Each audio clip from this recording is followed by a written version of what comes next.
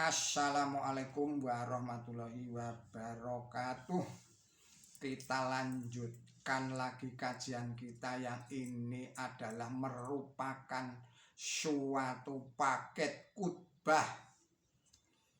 Suatu paket khutbah yang diuraikan oleh Haji Simon Aliasir dengan judul Korban itu apa? Bukan untuk siapa yang harus kita korbankan.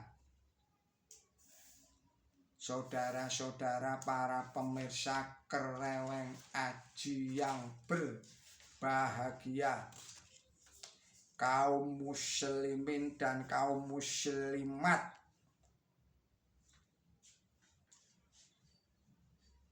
yang berbahagia, yang dirahmati oleh Allah Subhanahu wa Ta'ala.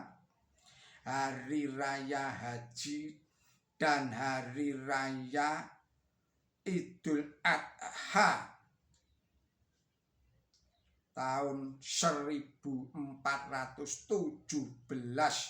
Hijriah bertepatan dengan hari-hari menjelang pemilihan umum pada tahun 1997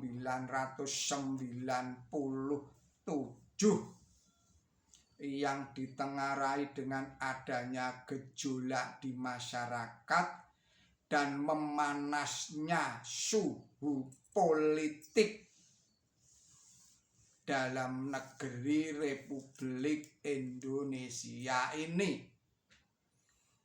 Meskipun pemilu itu urusan duniawi yang tidak terkait dengan urusan agama, karena sesuai dengan Undang-Undang Nomor 3 Tahun 1985 tentang partai politik dan golongan karya di Indonesia, tidak ada lagi yang namanya partai agama.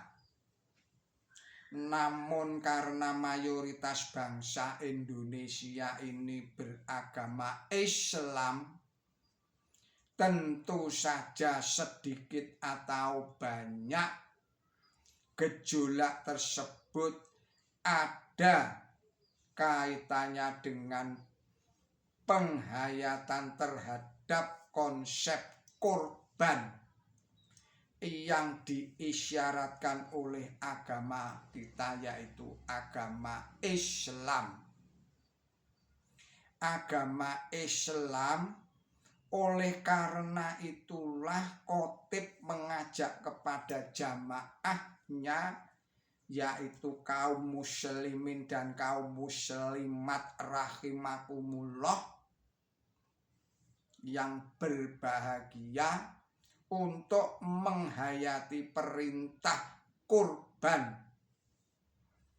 perintah tertua yang diterima oleh Rasulullah Muhammad Shallallahu Alaihi Wasallam pada zaman Mekah permulaan, yang berbunyi sebagai berikut: Inna a'toinakal kausar fasholli lirabbika wanhar inna syani'aka huwal abtar, yang artinya sesungguhnya kami telah mengkaruniakan kepada engkau nikmat yang banyak, maka bersolatlah kepada Tuhan dikau dan berkorbanlah, sesungguhnya musuh engkau itu terputus. Surat nomor 8, maksud saya surat nomor 108 ayat 1 sampai dengan ayat 3. Surat nomor 108 itu adalah surat Al-Kautsar. Ayatnya 1 sampai dengan 3. Kaum muslimin dan kaum muslimat rahimakumullah yang berbahagia, perintah berkorbanlah sebagai terjemahan dari kata inhar yang berasal dari kata naharo yanharu, artinya menikam binatang di bagian nahr, yakni bagian paling atas dari dada. Dengan demikian ayat ini memerintahkan kepada kita semua untuk setiap saat di mana saja berada, hendaknya mengorbankan diri kita sendiri dengan membaktikan hidup kita demi kebaikan atau kesejahteraan sesama, kesejahteraan orang lain. Bukan hanya untuk satu atau dua orang, bukan hanya satu atau dua golongan, dan bukan pula untuk yang lain-lainnya, bukan untuk satu bangsa, melainkan untuk kesejahteraan umat manusia seluruhnya.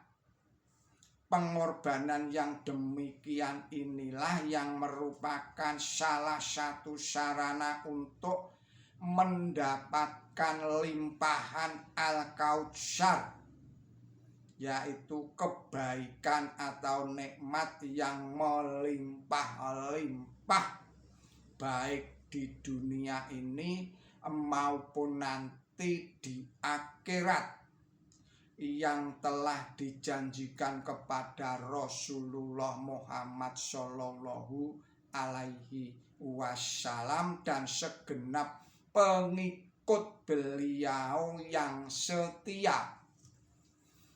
Saudara-saudara para pemirsa Kereweng Aji Channel yang berbahagia, pengorbanan semacam itu pula yang mendapatkan jaminan dari Allah Ta'ala, inna syani'aka huwal abtar, sesungguhnya musuh di kau atau orang-orang yang membenci engkau akan terputus, akan punah. Abtar, kata abtar berasal dari akar kata batara yaptaru, artinya memutus atau memotong sama sekali suatu barang. Jika diterapkan kepada binatang, berarti binatang yang terputus ekornya alias buntung.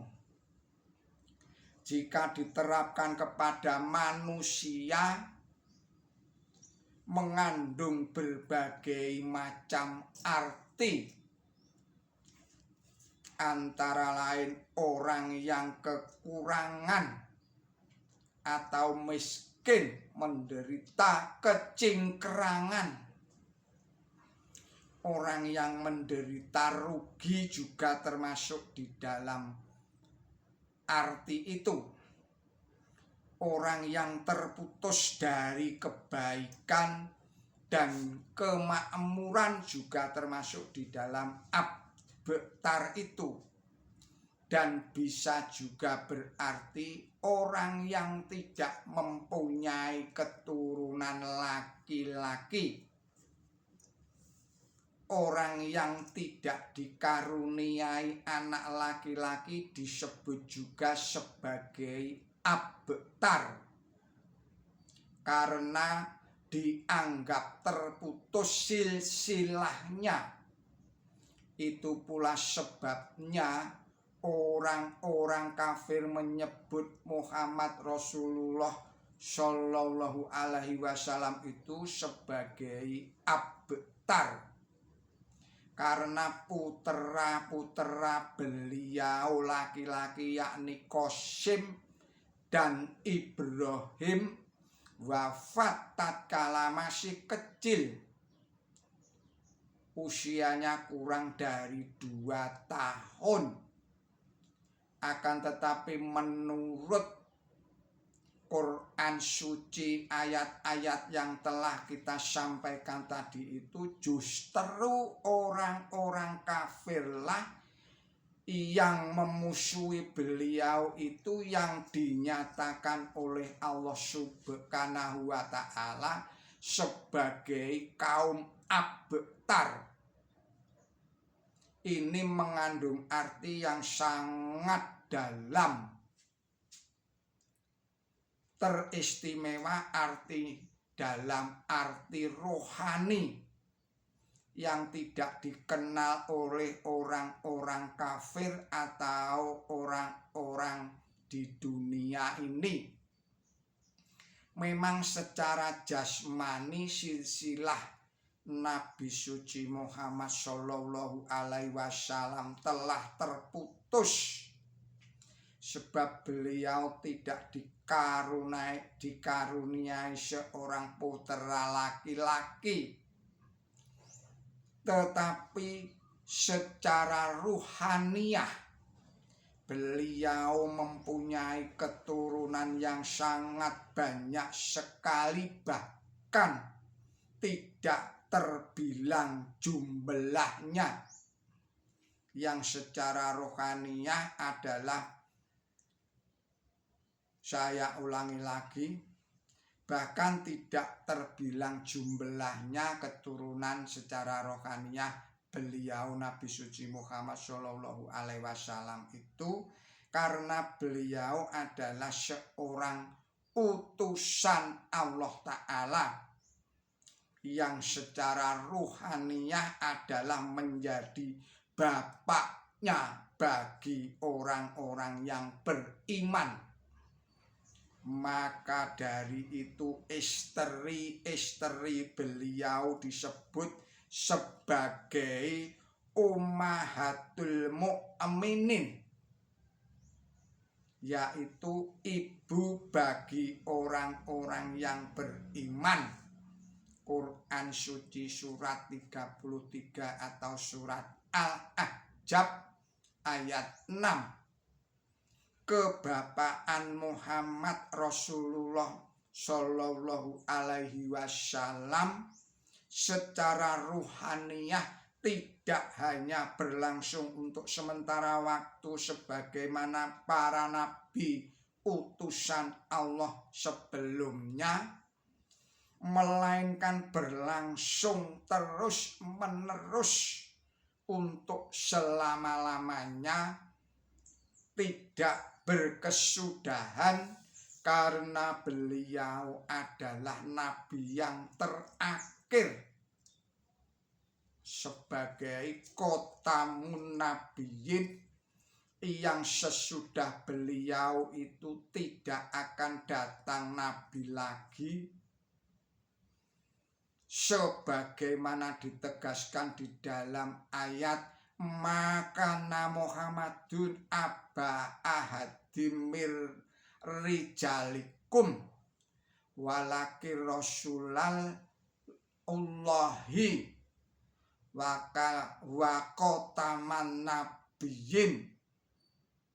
Artinya, Muhammad bukanlah ayah salah seorang laki-laki kamu, melainkan dia itu adalah utusan Allah dan penutup para nabi. Terdapat dalam surat 33 surat Al-Ahzab ayatnya 40. Jadi dengan demikian, setelah wafatnya Nabi suci Muhammad Shallallahu Alaihi Wasallam itu tidak diperlukan lagi turunnya seorang nabi karena kenabian beliau telah sempurna dan kenabian telah ditutup setelah hadirnya Nabi suci Muhammad Shallallahu Alaihi Wasallam, yang artinya tidak akan datang nabi lagi, baik nabi lama ataupun nabi baru. Saudara-saudara para pemirsa Kereweng Aji Channel yang berbahagia, kita akhirkan terlebih dahulu video ini dan kita sambung lagi pada video-video yang berikutnya. Mohon maaf atas segala kesalahan dan kekilapan saya di dalam menyampaikan risalah ini. Billahi taufik wal hidayah. Wassalamualaikum warahmatullahi wabarakatuh.